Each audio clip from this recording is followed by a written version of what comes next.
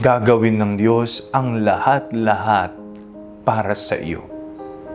Ako po si Father Fiel Pareha at ito po ang ating segment, ang Daily Devotion, na kung saan tayo po ay magdarasal, magbabasa at magninilay kasama ng salita ng Diyos sa buong taon. Manalangin tayo.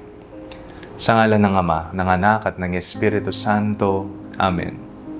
Halina, banal na Espiritu, liwanagan mo ang aming puso at isip, nang maunawaan at may sa buhay namin ang iyong salita. Amen. Our Bible passage for today is from the Gospel of St. Matthew chapter 18, verses 10 to 14, and I read it for you. Take care that you do not despise one of these little ones, for I tell you, in heaven their angels continually see the face of my Father in heaven. What do you think? If a shepherd has 100 sheep, and one of them has gone astray, does he not leave the 99 on the mountains and go in search of the one that went astray?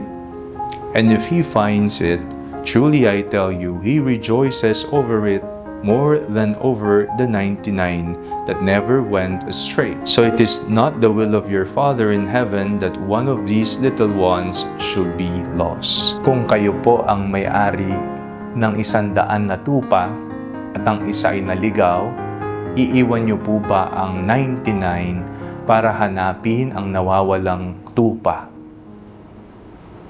Ano po ang sagot ninyo? Sa ating pong binasang ebanghelyo, ang pastol iiwan ng 99 para hanapin ang isang nawaglit, ang isang naligaw ng landas. Gagawin ang lahat. Ang 99 hindi nawawala, ngunit ang isa nawala. Hindi alam ang gagawin. Hindi alam kung siya ay sugatan, nalumpo, o napahamak na. Kaya ang pastol, hahanapin niya ito. Gagawin ang lahat para ito ay maibalik sa kanyang kawan, sa kanyang mapagmahal na presensya.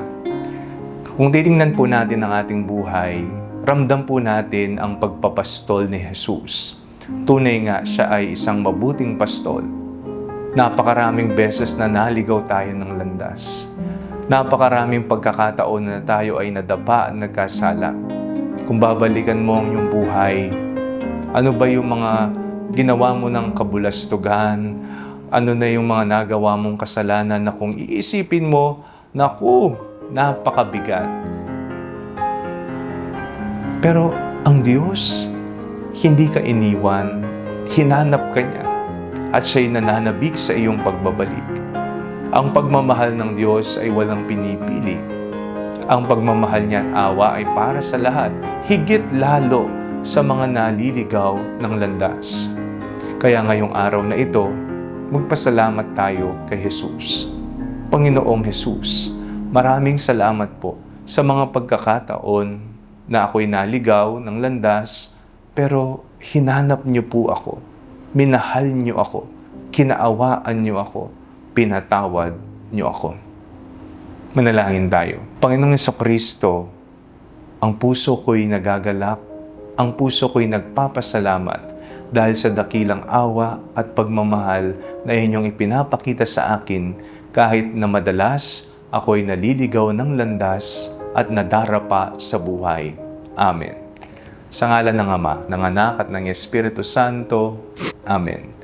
Huwag po ninyong kalimutang i-like ang video ito, mag-comment po kayo and share it with your family and friends. Ang Panalangin Bago Matulog ay may sariling Facebook page na po. Huwag niyo pong kakalimutang mag-like at mag-follow dito, and do not forget to subscribe to our YouTube channel. I-click niyo lamang po ang link na nasa comment section ng video ito, o kaya naman po just search Father Fiel Pareha.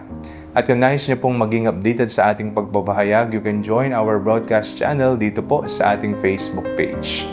God bless you po.